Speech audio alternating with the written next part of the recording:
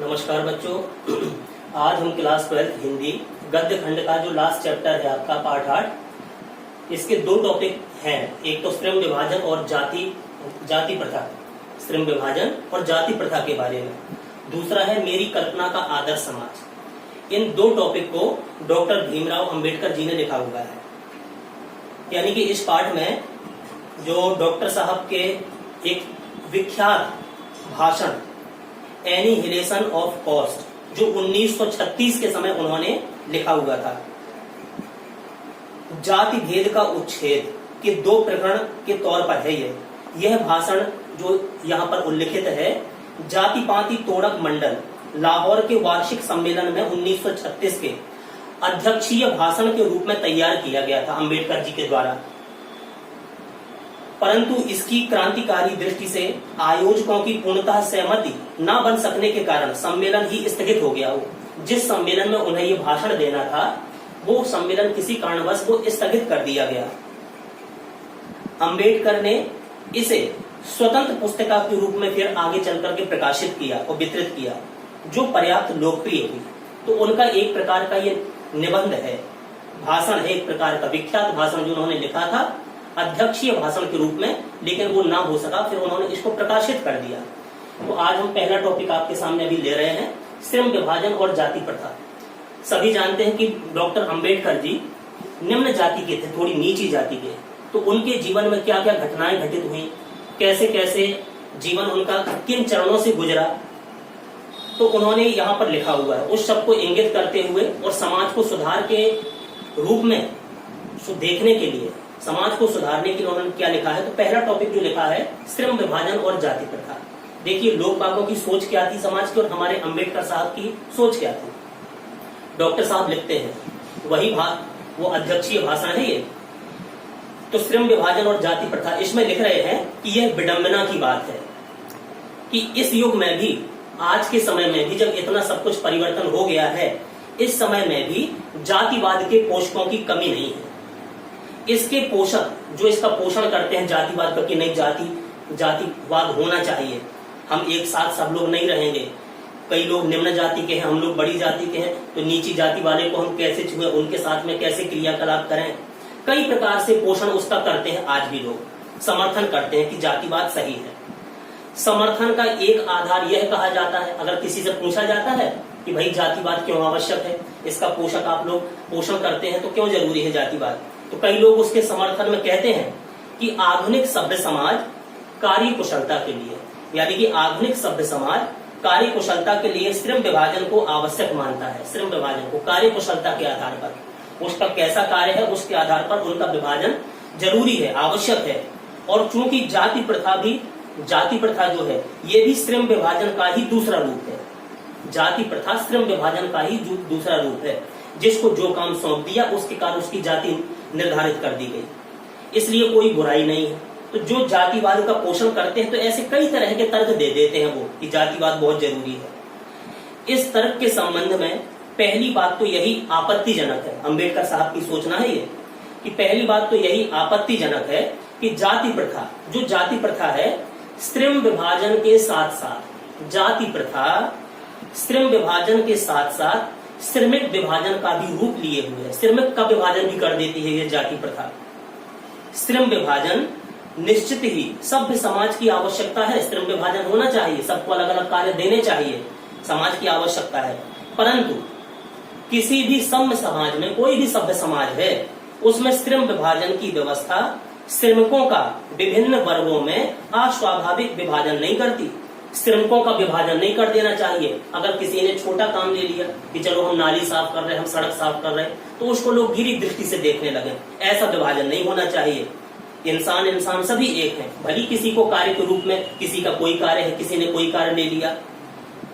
तो अंबेडकर जी का मानना क्या है कि सभ्य समाज में श्रम विभाजन की व्यवस्था श्रमिकों का विभिन्न वर्गों में अस्वाभाविक विभाजन नहीं करती है। भारत की जो जाति प्रथा है, भारत की जाति प्रथा की एक और विशेषता है, अंबेडकर कहते हैं कि यह श्रमिकों का अस्वाभाविक विभाजन ही नहीं करती, श्रमिकों का अस्वाभाविक विभाजन ही नहीं करती, बल्कि जो विभाजन होता है विभाजित विभिन्न वर्गों को एक दूसरे की अपेक्षा, अगर जातिगत भेदभाव कर दिया, उनका विभाजन कर दिया, तो ऐसे विभाजित होने पर मनुष्य क्या होते हैं, विभिन्न वर्गों को एक दूसरे की अपेक्षा ऊंच नीच का करार दे देते हैं। अगर कार्य के आधार पर उनका बंटवारा कर दिया तो ऊंच नीच का करार समाज दे देता कि ये नीची जाति का है इसलिए नीचा काम कर रहा है, ये बड़ी जाति का है इसलिए ऊंचा काम कर रहा है। तो ऊंच नीच का भेदभाव भी समाज में मनुष्य के मन में आ रहा है, जो कि विश्व के किसी भी समाज में नहीं पाया जाता, सिर्फ अपने यहाँ ही है ऊंच नीच का दर्जा। अम्बेडकर जी का ये मानना है। जाति प्रथा को यदि श्रम विभाजन मान लिया जाए, चलिए ठीक है, अगर जाति प्रथा को हम श्रम विभाजन मान लें तो यह स्वाभाविक विभाजन नहीं है, स्वाभाविक विभाजन नहीं हुआ, सही विभाजन नहीं हुआ, क्योंकि यह मनुष्य की रुचि पर आधारित नहीं है, रुचि पर आधारित नहीं है। विभाजन भी उसकी रुचि के आधार पर उसको कार्य मिलना चाहिए कि हमारी रुचि कौन से कार्य करने में है, इस तरीके से उसका विभाजन होना चाहिए। तो जाति प्रथा को यदि श्रम विभाजन मान लिया जाए तो यह स्वाभाविक विभाजन नहीं है, क्योंकि यह मनुष्य की रुचि पर आधारित नहीं है। कुशल व्यक्ति, जो कुशल व्यक्ति है या सक्षम श्रमिक समाज का निर्माण करने के लिए यह आवश्यक है, यानी कि कुशल व्यक्ति हमें मिल जाए, सक्षम श्रमिक हमें मिल जाए समाज में, तो यह आवश्यक है कि हम व्यक्तियों की क्षमता इस सीमा तक विकसित करें, उनकी क्षमता को हमें विकसित करना चाहिए जिससे वह अपना पेशा का या कार्य का चुनाव स्वयं कर सके, स्वयं वो कार्य चुन सके कि इस कार्य को हम बहुत अच्छी तरीके कर सकते हैं। जो बड़ी जाति वाले ये कार्य नहीं कर सकते, हम छोटी जाति वाले इस कार्य को बहुत अच्छा कर देंगे, तो उनके रुचि के आधार पर भी उसका बंटवारा होना चाहिए। इस सिद्धांत के विपरीत, लेकिन ये सिद्धांत मानता कौन है, इसके विपरीत जाति प्रथा का दूषित सिद्धांत यह है कि इससे मनुष्य के प्रशिक्षण अथवा उसकी निजी क्षमता का विचार किए बिना, उसके अंदर कितनी क्षमता है, क्या क्या उसके अंदर हुनर है, इसका विचार समाज नहीं करता है। और दूसरे ही दृष्टिकोण जैसे माता पिता के सामाजिक स्तर के अनुसार पहले से ही अर्थात गर्भधारण के समय से ही मनुष्य का पेशा अनिर्धारित कर दिया जाता है। तो यानी कि अम्बेडकर साहब का इस पूरे टॉपिक में जो हमने अभी पैराग्राफ पढ़ा है, इसमें उनका मेन उद्देश्य क्या है कि जाति प्रथा और उसके दुष्प्रभावों की ओर समाज का ध्यान उन्होंने अम्बेडकर साहब ने आकृष्ट किया है। इस पैराग्राफ में सभी का ध्यान आकृष्ट किया है। उनका यह प्रयास समता मूलक समाज की स्थापना में काफी सराहनीय रहा है। समता मूलक कि सबको समान दृष्टि से देखना चाहिए, ऊंचे नीचे का भेदभाव नहीं होना चाहिए। उनके अनुसार यानी कि अम्बेडकर जी के अनुसार जाति प्रथा के आधार पर श्रम विभाजन देश के लिए दुर्भाग्यपूर्ण है। जाति प्रथा के आधार पर श्रम का विभाजन ये देश के लिए दुर्भाग्य है। भारत में श्रम विभाजन के साथ साथ श्रमिक विभाजन की व्यवस्था है। हमारे भारतवर्ष में क्या है, श्रम विभाजन के साथ साथ श्रमिक का भी विभाजन हो जाता है, जो विश्व के किसी भी सभ्य समाज में देखने को ऐसा नहीं मिलता है जो हमारे भारत में यहाँ पर देखने को मिल रहा है। इस तरह का श्रम विभाजन, जहाँ एक और समाज में अगर ऐसा विभाजन होता रहा तो ये क्या करता है, समाज में ऊंच नीच की भावना पैदा करता है। वहीं दूसरी ओर लोगों की क्षमता का भी ह्रास करता है, क्षमता में भी कमी आ जाती है। बिना मन का दूसरा पेशा उनको दे दिया। किसी कार्य में अगर कुशल है वो व्यक्ति, तो नहीं तुम्हें ये काम ही करना है, तुम इस जाति के हो इसलिए ये कार्य ही करना है, तो उसकी क्षमता का भी ह्रास होता है। तो हमें चाहिए, अम्बेडकर साहब जी का सोचना है कि हमें चाहिए कि हम लोगों की कार्य कुशलता के अनुसार उसका पेशा निर्धारित करें। कार्य कुशलता, उसके कार्य करने की क्षमता, किस कार्य को करने की कैसी क्षमता है, उसके आधार पर उसका पेशा निर्धारित होना चाहिए। जाति विशेष में जन्म लेने पर सिर्फ जाति में जन्म ले लिया कि भाई इसने इस जाति में जन्म लिया तो इसका पेशा तो यही हो गया। पंडित घर में जन्म लिया, भली पंडित के कोई गुण नहीं, लेकिन बस पंडिताई करना ही इसका पेशा हो गया। अगर कोई नीची जाति में हो गया तो बस इसका सफाई करना यही काम इसका पेशा हो गया। तो जाति विशेष में जन्म लेने पर उसकी रुचि अरुचि, योग्यता अयोग्यता पर विचार किए बिना ही कोई पेशा थोपना, कोई पेशा थोप देना उस पर, ये जाति प्रथा के दूषित सिद्धांत का द्योतक है, पर्याय है। तो उनका अम्बेडकर साहब जी का ऐसा सोचना है। अच्छा आगे सुनिए अब। जाति प्रथा पेशे को दोषपूर्ण पूर्व निर्धारण ही नहीं करती, बल्कि मनुष्य को जीवन भर के लिए पेशे में बांध भी देती है, पेशे में बांध देती है। अगर जाति प्रथा का भेदभाव ऐसी बना रहा तो बस अगर किसी भी जाति में जन्म लिया तो उस जाति के कौन कौन से कार्य है, बस उसमें पेशे में वो इंसान बंध जाता है। जन्म लेने से ही मनुष्य को जीवन भर के लिए उस पेशे में बांध दिया जाता है। भले ही उस मनुष्य के लिए वो पेशा अनुपयुक्त हो, या अपर्याप्त होने के कारण वो भूखों मर जाए, उससे वो कार्य ना बने, लेकिन बस तुम इस जाति में पैदा हुए हैं, तुम्हारा पेशा यही है। आधुनिक युग में यह स्थिति प्रायः आती है, क्योंकि उद्योग धंधों की प्रक्रिया व तकनीकी से निरंतर विकास और कभी कभी अकस्मात परिवर्तन भी हो जाता है, जिसके कारण मनुष्य को पेशा बदलने की आवश्यकता पड़ती है। अगर कोई पेशा उसका चलो निर्धारित कर दिया कि तुम्हारा भैया पेशा ये है, अब उसका पेशा नहीं चला है, अब भुखमरी के कगार पर आ गया है, तो उसको पेशा भी अपना बदलना पड़ेगा, कोई दूसरा कार्य भी उसको करना पड़ेगा। और यदि प्रतिकूल परिस्थितियों में भी विपरीत परिस्थितियां आ गई तो मनुष्य को पेशा बदलने की स्वतंत्रता अगर ना दी जाए कि नहीं भाई तुम इसी जाति को यही पेशा है, चाहे तुम भूखों मरो चाहे जैसे रहो, तो अगर ऐसी स्वतंत्रता उसको ना हुई तो उसके लिए भूखों मरने के अलावा क्या चारा रहेगा। हिंदू धर्म की जाति प्रथा किसी भी व्यक्ति को ऐसा पेशा चुनने की अनुमति नहीं देती है। हिंदू धर्म की जाति प्रथा किसी भी व्यक्ति को ऐसा पेशा चुनने की अनुमति कभी नहीं देती जो उसका पैतृक पेशा ना हो। पैतृक पेशा ना हो, सबसे पहले तो पैतृक पेशा ही चुनो, भले ही वह उसमें पारंगत हो। इस प्रकार पेशा परिवर्तन की अनुमति ना देकर, पेशा परिवर्तन की अनुमति अगर ये जाति प्रथा के जो पोषण करते हैं जो लोग, अगर वो अनुमति नहीं देते हैं, तो जाति प्रथा भारत में बेरोजगारी का भी एक प्रमुख और प्रत्यक्ष कारण बनी हुई है आज के समय में। यानी कि जो भुखमरी हो रही है, बेरोजगारी हो रही है, इसमें एक मूल उद्देश्य इसका जाति प्रथा का भी है। इस प्रकार हम देखते हैं कि श्रम विभाजन की दृष्टि से भी जाति प्रथा गंभीर दोषों से युक्त है। श्रम विभाजन की दृष्टि से भी अगर देखें तो जाति प्रथा में गंभीर दोष है, बहुत गहरे गहरे दोष छिपे हुए हैं। जाति प्रथा का श्रम विभाजन मनुष्य की स्वेच्छा पर निर्भर नहीं रहता है, मनुष्य की इच्छा पर ही निर्भर नहीं है उसका कार्य विभाजन, श्रम विभाजन।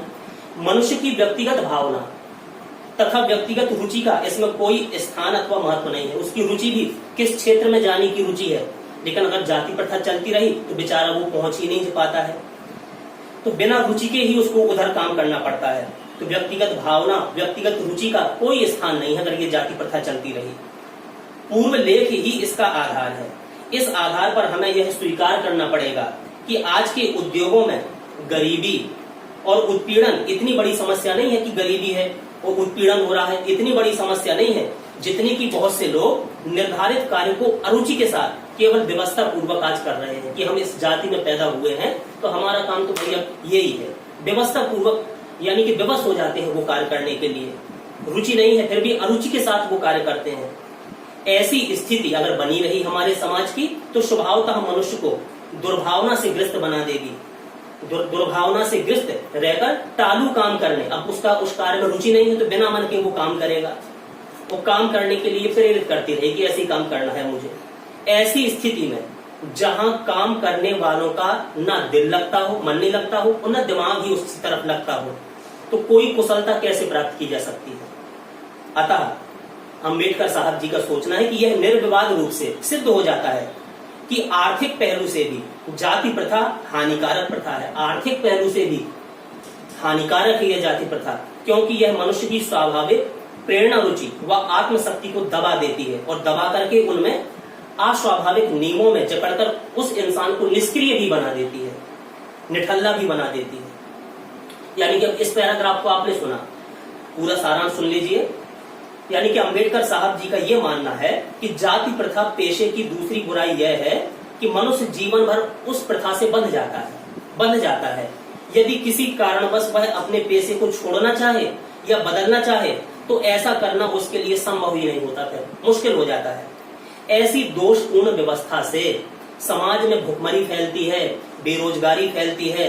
तो जाति प्रथा आधारित पेशे में एक और भी दोष बताया है अम्बेडकर जी ने, वह यह कि व्यक्तिगत रुचि और भावना के अभाव में, व्यक्तिगत रुचि, उसकी रुचि नहीं है अगर, वो भावना नहीं लग रही है उस कार्य में, तो इसके अभाव में कार्य में मनुष्य में कोई कार्य कुशलता नहीं पैदा हो सकती है, ज्यादा बाधित होती है कार्य कुशलता।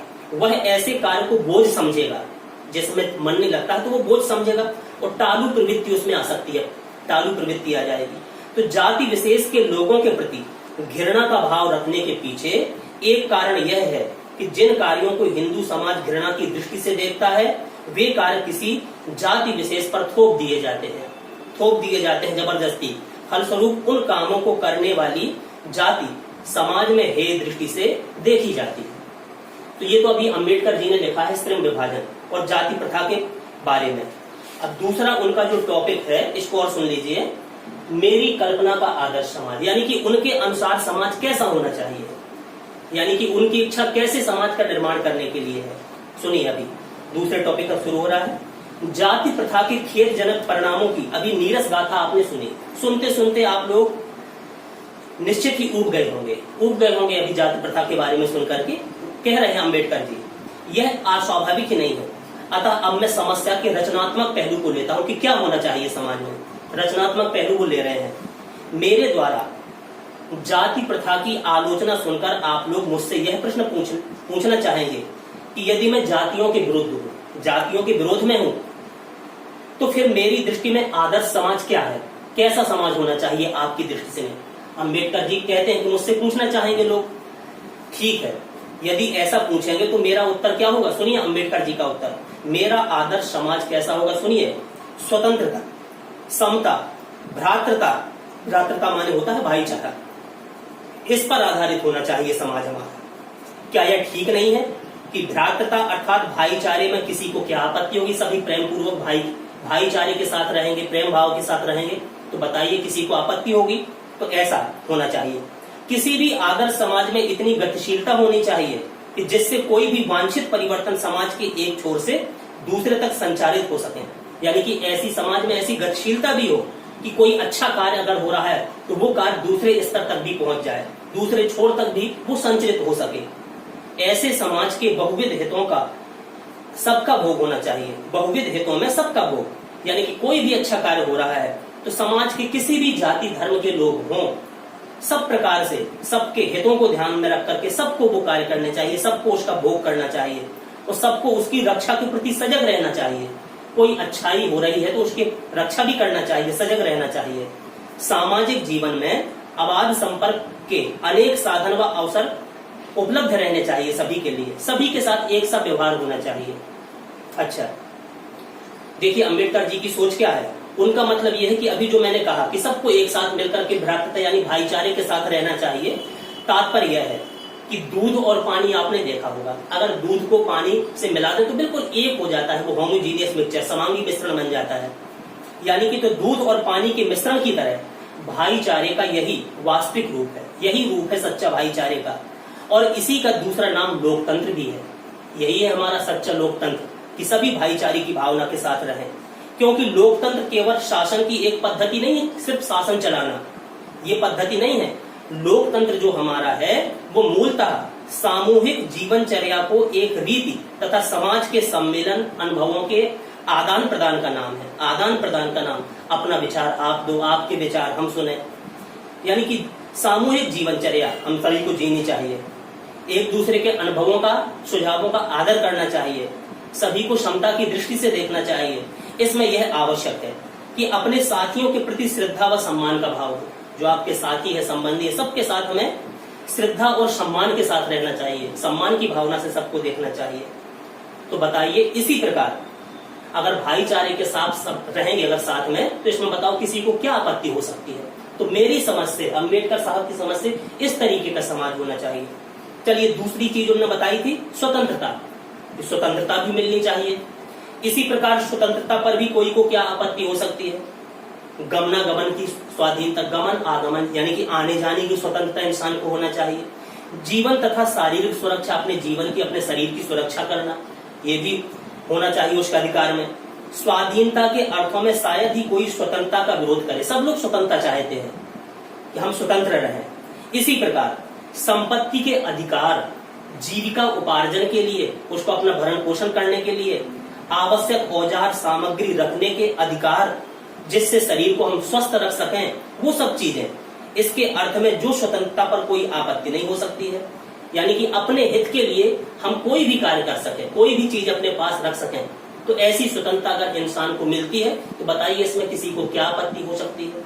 तो स्वतंत्रता भी होनी चाहिए। तो फिर मनुष्य की शक्ति के समक्ष एवं प्रभावशाली प्रयोग की भी स्वतंत्रता क्यों ना प्रदान की जाए।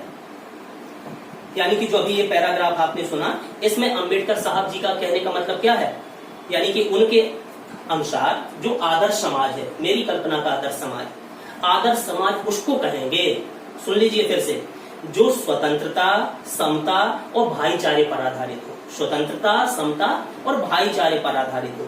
इसके साथ ही एक आदर्श समाज में सभी के हित सुरक्षित हों, सभी के हित सुरक्षित रहें, कोई सामाजिक परिवर्तन पूरे समाज तक पहुंच जाए, समाज के हितों में सभी की भागीदारी हो, सबके हित में, एक दूसरे के हित में सबकी भागीदारी रहे, यही लोकतंत्र का मुख्य आधार भी है। एक आदर्श समाज में सभी को समान रूप से आने जाने के लिए जीवन तथा शरीर की सुरक्षा की संबंधी सभी प्रकार की स्वतंत्रता होनी चाहिए। इसी प्रकार संपत्ति के अधिकार में और आजीविका चलाने में, अपना भरण पोषण करने में, औजार और सामग्री रखने की भी स्वतंत्रता आदर्श समाज के लिए अपेक्षित है। यानी कि हमारे हिसाब से आदर्श समाज में ये स्वतंत्रता का भी एक अधिकार होना चाहिए। चलिए आगे सुनिए। जाति प्रथा के पोषक, जो जाति प्रथा का पोषण करते थे, जीवन, शारीरिक सुरक्षा तथा संपत्ति के अधिकार की स्वतंत्रता को तो स्वीकार कर लेंगे। जो जाति प्रथा के पोषक व्यक्ति हैं, वो व्यक्ति चलो इतना तो मान लेंगे कि जीवन, शरीर की सुरक्षा, संपत्ति का हम अपना अधिकार रखें, उसकी सुरक्षा करें, इसको तो स्वीकार कर सकते हैं। परंतु मनुष्य के लक्षण एवं प्रभावशाली प्रयोग की स्वतंत्रता देने के लिए जल्दी तैयार ना होंगे वो लोग कि उनके लक्षण कैसे हैं, उनको हम इस चीज की स्वतंत्रता नहीं देंगे। कई लोग तैयार ना होंगे, क्योंकि इस प्रकार की स्वतंत्रता का अर्थ होगा, क्या होगा कि अपना व्यवसाय चुनने की स्वतंत्रता किसी को नहीं है। यानी कि अपना व्यवसाय भी अपने आप चुन लिया करेंगे। तो जो पोषण करते हैं जाति प्रथा का, उनको शायद ये चीज अच्छी ना लगे, तो उसका अर्थ उसे दास्ता में जकड़ कर रखना होगा। दास्ता में जकड़ करके रखेंगे, नहीं तुम्हारा पेशा यही है, यही कार्य तुम्हें करना है। तो ऐसे में इंसान एक प्रकार से दास्ता का कार्य करता है, नौकर टाइप का बन करके रहता है। क्योंकि दास्ता केवल कानूनी पराधीनता को ही नहीं कहा जा सकता, दास्ता में वह स्थिति भी सम्मिलित है, दास्ता में वह स्थिति भी सम्मिलित है जिससे कुछ व्यक्तियों को दूसरे लोगों के द्वारा निर्धारित व्यवहार एवं कर्तव्यों का पालन करने के लिए विवश होना पड़ता है कि नहीं तुम्हें यही काम करना है, तुम इस निम्न जाति को तुम्हें यही कार्य करना है, यही रहना होगा, यही कार्य करना होगा। तो वो भी एक प्रकार की गुलामी दास्ता है, विवश हो जाता है इंसान। तो यह स्थिति कानूनी पराधीनता न होने पर भी पाई जा सकती है। उदाहरण के लिए समझ लीजिए, जाति प्रथा की तरह ऐसे वर्ग होना संभव है जहां कुछ लोगों को अपनी इच्छा के विरुद्ध पेशा अपनाने पड़ते हैं। अपनी इच्छा के विरुद्ध वो पेशा, उनको पेशा बदलने की स्वतंत्रता नहीं है। अब आइए तीसरे टॉपिक पर विचार करें, समता पर। समता पर विचार करें, क्या समता पर किसी को आपत्ति हो सकती है? देखिए, फ्रांसीसी क्रांति के नारे में समता, फ्रांसीसी क्रांति जब हुई थी उसमें समता शब्द आया था, तो समता शब्द पर शब्द ही विवाद का विषय बन गया था। फ्रांसीसी क्रांति में समता शब्द ही विवाद का विषय बना था। समता के आलोचक कह सकते हैं कि सभी मनुष्य बराबर नहीं हो सकते। जो आलोचना करते हैं समता शब्द की, वो कहते हैं कैसे समता होनी चाहिए, क्या हम सभी बराबर हैं? हम बराबर नहीं हैं। हम पैसे वाले हैं, वो नीची जाति का है, गरीब है, हम ऊंची जाति के हैं, हम हिंदू हैं, ये मुसलमान है, कैसे समता हो सकती है? तो समता के आलोचक कह सकते हैं कि सभी मनुष्य बराबर नहीं होते, और उनका यह तर्क वजन भी रखता है एक प्रकार से, हाँ भाई ठीक है, लेकिन तथ्य होते हुए भी यह विशेष महत्व नहीं रखता, क्योंकि शाब्दिक अर्थ में समता असंभव होते हुए भी यह नियामक सिद्धांत है। मनुष्यों की क्षमता तीन बातों पर निर्भर करती है। अच्छा, किस मनुष्य के अंदर कितनी क्षमता है? तीन बातों पर। शारीरिक वंश परंपरा, शारीरिक वंश परंपरा, शारीरिक वंश परंपरा किस वंश का है, उसकी परंपरा कैसी चली आई। सामाजिक उत्तराधिकार, सामाजिक उत्तराधिकार, अगर कोई राजा है तो राजा का बेटा ही राजा बन जाएगा। सामाजिक उत्तराधिकार अर्थात सामाजिक परंपरा के रूप में। माता पिता की कल्याण कामना, माता पिता कितना प्रेम करते हैं। शिक्षा, उसकी शिक्षा कितनी हो गई। वैज्ञानिक ज्ञानार्जन, विज्ञान के बारे में कितना ज्ञान बढ़ गया। सभी उपलब्धियां जिसके कारण सभ्य समाज, जो सभ्य समाज आज का बन गया, जंगली लोगों की अपेक्षा विशिष्टता प्राप्त करता है, जंगली की अपेक्षा विशेषता प्रदान करता है, विशिष्ट माना गया है। दो बात हो गई। तीसरी, मनुष्य के अपने प्रयत्न, कई मनुष्य अपने प्रयास करके उन्नति पर पहुंच जाते हैं। तो इन तीनों दृष्टियों से निसंदेह मनुष्य समान नहीं होते, तीनों दृष्टियों से समान नहीं है। अच्छा, किसी के बहुत बड़े घराने में पैदा हो गया तो अपने आप वो बड़ा आदमी बन जाएगा, कोई राजा का बेटा अपने आप राजा बन जाएगा। तो कुछ लोग प्रयास कर करके बढ़ जाते हैं। तो इन तीनों दृष्टियों से निसंदेह मनुष्य समान नहीं है, समता नहीं मानी जा सकती। तो क्या इन विशेषताओं के कारण समाज को भी उसके साथ असमान व्यवहार करना चाहिए दूसरे व्यक्तियों के साथ? समता विरोध करने वालों के पास क्या जवाब है इस चीज का? अच्छा, व्यक्ति विशेष के दृष्टिकोण से असमान प्रयत्न के कारण असमान व्यवहार को अनुचित नहीं कहा जा सकता। साथ ही प्रत्येक व्यक्ति को अपनी क्षमता विकास करने का पूरा प्रोत्साहन देना सर्वथा उचित है, सब प्रकार से उचित है अंबेडकर जी की सोच के अनुसार। परंतु यदि मनुष्य प्रथम दो बातों में असमान है, पहले जो दो बातें बताई यानी कि शारीरिक वंश परंपरा और सामाजिक उत्तराधिकार, इन दो में असमान है, अलग अलग है, तो क्या इन आधार पर उसके साथ भिन्न व्यवहार करना उचित है? उत्तम व्यवहार के हक की प्रतियोगिता में वे लोग निश्चित ही बाजी मार ले जाएंगे जो बड़े घराने में पैदा हो गए, जिनके पास शारीरिक और संपत्ति का बल है, जिन्हें उत्तम कुल मिला है, शिक्षा मिल गई, पारिवारिक ख्याति मिल गई पहले से ही पूर्वजों की, और पैतृक संपदा भी जिनके पास आ गई, व्यावसायिक प्रतिष्ठा का लाभ जिनको प्राप्त हो गया। इस प्रकार पूर्ण सुविधा संपन्नों को ही उत्तम व्यवहार का हकदार माना जाना वास्तव में निष्पक्ष निर्णय नहीं कहा जा सकता। अंबेडकर जी के अनुसार निष्पक्ष निर्णय नहीं है ये, क्योंकि यह सुविधा संपन्नों के पक्ष में निर्णय देना होगा। जो सुविधा संपन्न है उनके पक्ष में समझो आपने निर्णय दे दिया। अतः न्याय का तकाजा यह कहता है कि जहां हम तीसरे यानी कि हम स्वयं का प्रयास करें, यानी कि प्रयासों की असमानता जो मनुष्यों के अपने वश की बात है, प्रयास कर सकता है, वो आधार पर मनुष्यों के साथ असमान व्यवहार को उचित ठहराते हैं, वहां प्रथम दो आधारों पर उनके साथ असमान व्यवहार नितांत अनुचित है। और हमें ऐसे व्यक्तियों के साथ यथासंभव समान व्यवहार हमें करना चाहिए, भेदभाव नहीं करना चाहिए, समानता का व्यवहार करना चाहिए। दूसरे शब्दों में समाज को यदि अपने सदस्यों से अधिकतम उपयोगिता प्राप्त करनी है, अधिकतम उपयोगिता उनको प्राप्त करनी है, तो यह तो संभव है, तब समाज के सदस्यों को आरंभ से ही समान अवसर एवं समान व्यवहार उपलब्ध कराए जाएं। आगे सुन लीजिए, जो समता शब्द है, समता का औचित्य यहीं पर समाप्त नहीं होता सिर्फ कि इतना कह दिया और समाप्त हो गया, औचित्य उसका यहीं समाप्त नहीं होता है, इसका और भी आधार उपलब्ध है। एक राजनीतिज्ञ पुरुष का बहुत बड़ी जनसंख्या से पाला पड़ता है। राजनीतिज्ञ कोई पुरुष है, बहुत बड़ी जनसंख्या उसके साथ में रहती है, उसके भाषण को सुनती है, तो जनसंख्याओं से पाला पड़ता है। अपनी जनता से व्यवहार करते समय राजनीतिक के पास ना तो इतना समय होता है कि प्रत्येक के विषय में इतनी जानकारी प्राप्त हो कि एक एक व्यक्ति के बारे में, हम जैसे कोई मंत्री बन गया, अब एक एक व्यक्ति के बारे में उसको जानकारी ना होगी, जिसको वह सबको अलग अलग आवश्यकताओं तथा क्षमताओं के आधार पर वांछित व्यवहार अलग अलग कर सके, नहीं होगा, उसको संभव नहीं है।